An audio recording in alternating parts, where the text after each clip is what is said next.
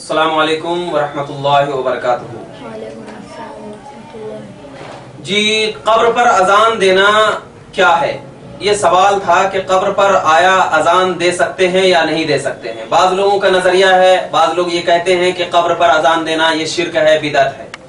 लेकिन बिल इत्तेफाक ये फैसला है कि कब्र पर अजान देना बिल्कुल दुरुस्त है, बिल्कुल सही है, ये कोई शिर्क और बिदअत नहीं है। हाँ, अगरचे ये बिदअत है, लेकिन क्या है, ये बिदअत हसना है।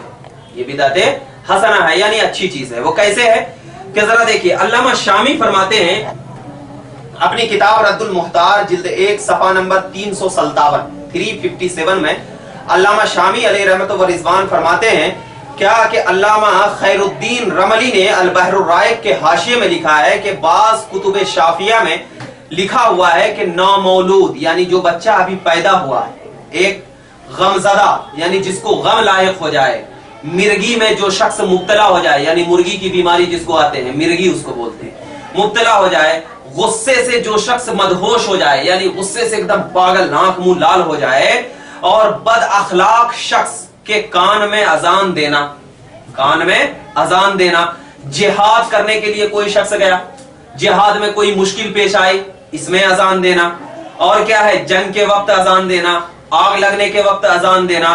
तो ये अजान देना क्या है, ये सुन्नत से साबित है।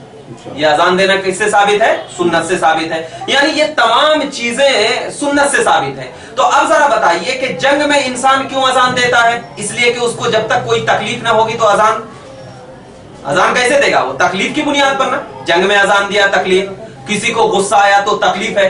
तो एक ये जिस्मानी तकलीफ है, दुनियावी तकलीफ है। तो अब हम जब मालूम हो गया कि तकलीफ के वक्त, परेशानी के वक्त अजान देना इसमें कोई कबाहत नहीं है, तो हम इसी बुनियाद पर जब मुर्दे को कब्र में दाखिल किया जाता है, तो अब जो सवाल होगा मुनकर नकीर का, तो उससे बड़ी तकलीफ कहां होगी? अरे कब्र का तो अजाब ऐसा है कि अल्लाह के रसूल ने फरमाया कि सबसे बड़ा अजाब कब्र का है, सबसे बड़ा अजाब कब्र का है। तो हम वहां पर कब्र के पास इसलिए अजान देते हैं कि मुर्दा उस तकलीफ से नजात पर हो जाए, दूर हो जाए, क्योंकि अल्लाह के रसूल सल्लल्लाहु अलैहि वसल्लम ने इरशाद फरमाया कि जब कोई बंदा अजान देता है तो उस अजान की आवाज से शैतान कोसों दूर भागता है, शैतान कोसों दूर भागता है। तो हम अगर कब्र के पास जाकर के अजान देंगे तो हो सकता है कि शैतान उस अजान की आवाज से कोसों दूर भाग जाए और उसके दिल में कोई वसवसा न डाले, मुर्दे के दिल में, और वो मुनकर नकीर के सवालों को बिल्कुल आराम से जवाब दे सके।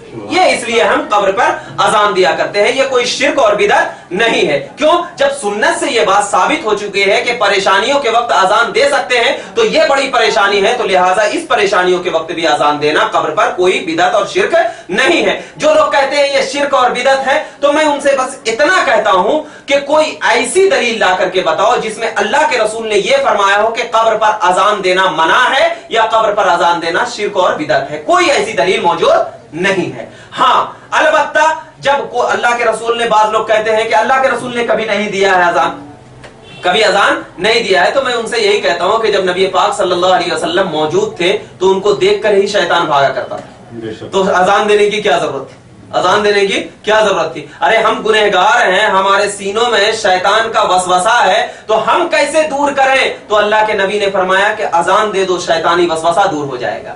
और हम कब्र पर इसलिए अजान देते हैं कि कब्र की मिट्टी भी गवाह हो जाए, और इसलिए भी कि जब बच्चा पैदा हो रहा है तो अजान की आवाज सुन करके दुनिया में आ रहा है, और जब जा रहा है इस दुनिया से भी तो अजान की आवाज सुन करके इस दुनिया में जा रहा है। इसीलिए हम क्या करते हैं? अजान देते हैं, और अजान देना कोई शिर्क और बिदअत नहीं। वाखिर दावाना अल्हम्दुलिल्लाह रब्बिल आलमीन।